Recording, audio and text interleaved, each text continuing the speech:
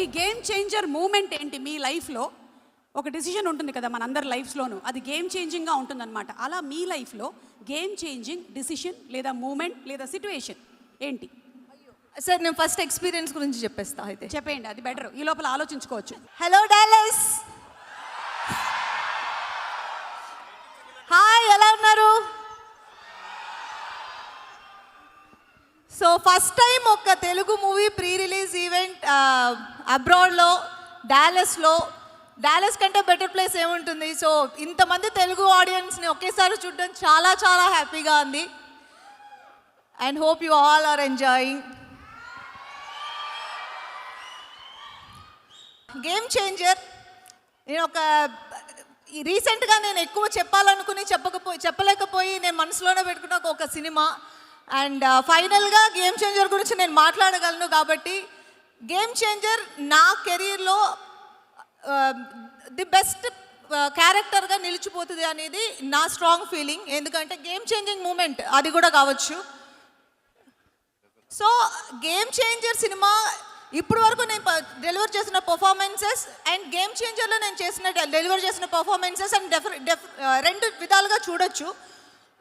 అంత మంచి రోల్ నాకు రాసిన శంకర్ గారికి అండ్ దిల్ రాజు గారు, శిరీష్ గారు, ఇది నేను ఆల్రెడీ చాలాసార్లు చెప్పాను, ఇది నా బెస్ట్ అని మీరు చెప్పడమే నాకు గేమ్ చేంజింగ్ మూమెంట్. ఎందుకంటే ఈ క్యారెక్టర్ గురించి నాకు ఫస్ట్ టైం నా దగ్గర మాట్లాడింది మీరే.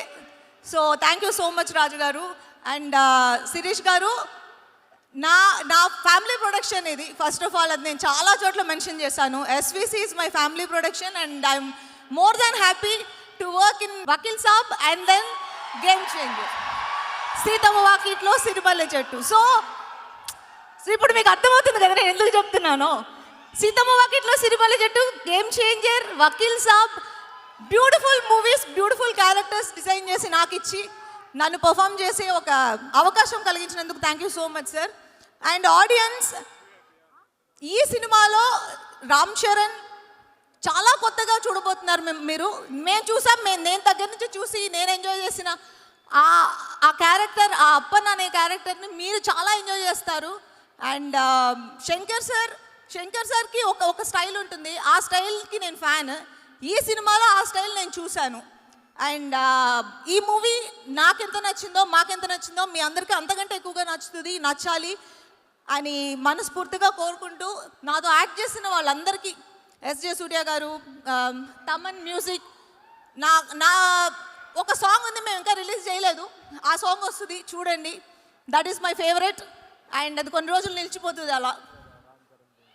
And thank you so much once again. ఈరోజు వచ్చి అందరూ ఇంత మమ్మల్ని ఎంకరేజ్ చేసినందుకు చాలా చాలా థ్యాంక్స్. అండ్ నా మ్యాషప్ చూసి నాకు ఎమోషనల్ అయిన ఒక మూమెంట్. ఇంత జర్నీ తర్వాత ఇక్కడి వరకు వచ్చి నుంచుని మీతో మాట్లాడుతున్నానా అనేది, it's a long journey and very very happy and satisfying. Thank you.